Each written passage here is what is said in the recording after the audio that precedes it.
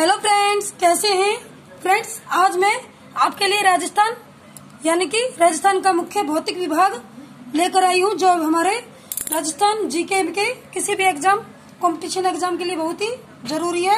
तो फ्रेंड्स, मुख्य भौतिक विभाग के कुछ क्वेश्चन आंसर है, तो देखते हैं। वेगनर ने कब महाद्वीप विस्थापन का सिद्धांत दिया?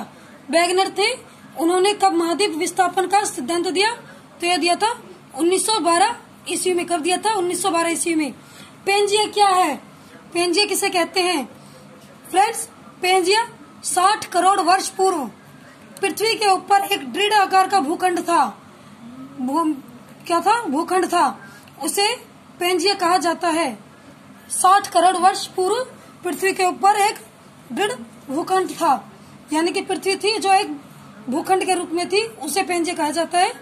पेंजिया के चारों ओर विस्तृत जल के भाग को क्या कहते हैं? पेंजिया के जो चारों ओर जल था उसको क्या कहते हैं? उसको पेंथालासा यानी कि 33 सागर कहते थे, जो आज वर्तमान में प्रशांत महासागर है। जो आज क्या है? प्रशांत महासागर है। पहले पेंथालासा, फिर 33 सागर, और अब वर्तमान में इसका नाम प्रशांत महासागर है। आगे, कालांतर में पेंजिया 2 भागों में टूट गया, उन्हें क्या कहा जाता है? जो जैसे टाइम बीतता गया तो पेंजिया के क्या 2 भाग हो गए, 2 टुकड़े हो गए, तो उन्हें क्या कहा जाता है? उत्तर की ओर का भाग है जो अंगारालैंड कहते हैं।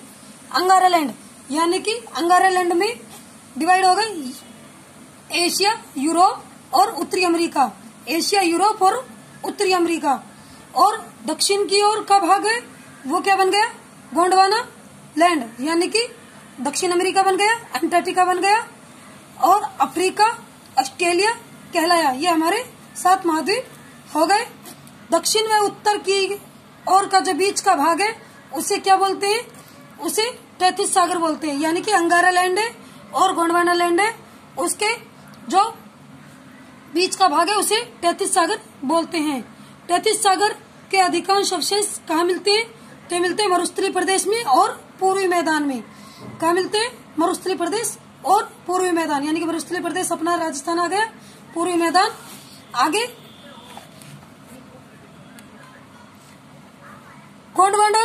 गोंडवाना लैंड के भाग अधिकांश कहाँ हैं?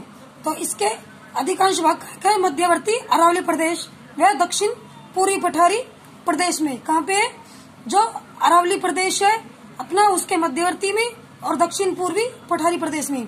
आगे, शब्दावली की दृष्टि से राजस्थान के भौतिक प्रदेश को कितने भागों में बांटा गया है? शब्दावली की दृष्टि से भौतिक प्रदेश को 3 भागों में बांटा गया है। एक मरु, एक मेरु और एक माल। मरु, मेरु, माल। मरु का अर्थ है मरुस्थल, मेरु का अर्थ है पर्वतीय, यानी कि मेरु को पर्वतीय स्थल प्रदेश बोलते हैं, पर्यायवाची में आता है मेरु का पर्वतीय प्रदेश, जिसे हम अरावली पर्वतीय कहते हैं।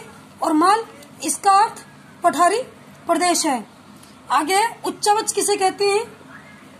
तो यह धरातल के ऊंचे नीचे स्वरूप को उच्चावच कहते हैं, यानी कि जो अपना मैदान है, पठारी मैदानी भाग है, उसके जो ऊंचा नीचा स्वरूप है उसको क्या कहते हैं? उच्चावच। उच्चावच कितने प्रकार कहते हैं? ये 3 प्रकार के होते हैं, पर्वत, पठार और मैदानी। पर्वत, पठार और मैदानी।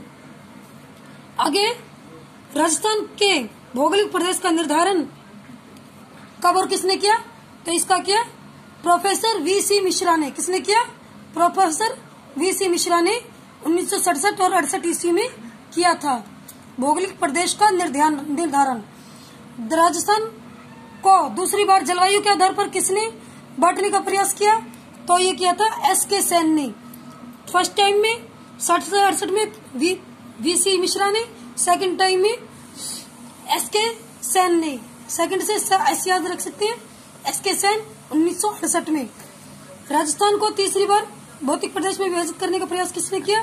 तो यह किया था डॉक्टर रामलोचन सिंह ने 1971 में। उन्होंने राजस्थान को 2 भागों में, 4 उपभागों में और 12 लघु प्रदेशों में विभाजित किया, यानी कि रामलोचन सिंह ने 1971 में तीसरी बार राजस्थान को 2 भागों में, 4 उपभागों में और 12 लघु प्रदेशों में विभाजित किया। अब हम उत्तरी पश्चिमी मरुस्थल के बारे में पढ़ेंगे। खारे पानी की झीलें जो कि राजस्थान में है, वो किस बात का प्रमाण है? तो खारे पानी की झील, जो मैंने 33 सागर बताया था कि अंगारालैंड और गोंडवाना के बीच में जो बीच का हिस्सा उसको 33 सागर बोलते हैं, तो उसके कारण खारे पानी की झील राजस्थान में अधिक है।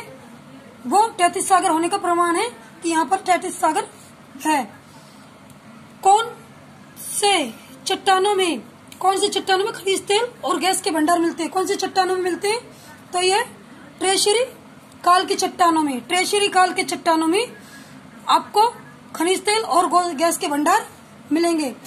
थार का मरुस्थल किन देशों में फैला हुआ है? थार का मरुस्थल 2 देशों में फैला हुआ है, एक भारत में, एक पाकिस्तान में।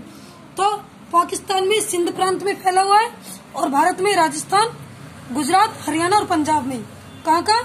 राजस्थान, गुजरात, हरियाणा व पंजाब में थार का मरुस्थल फैला हुआ है। मरुस्थल प्रदेश राज्य के कितने जिलों में फैला हुआ है? मरुस्थल प्रदेश राज्य के 12 जिलों में फैला हुआ है। और कितने किलोमीटर?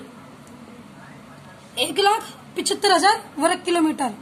12 जिलों में मरुस्थल है, फैला हुआ है 1,75,000 वर्ग किलोमीटर।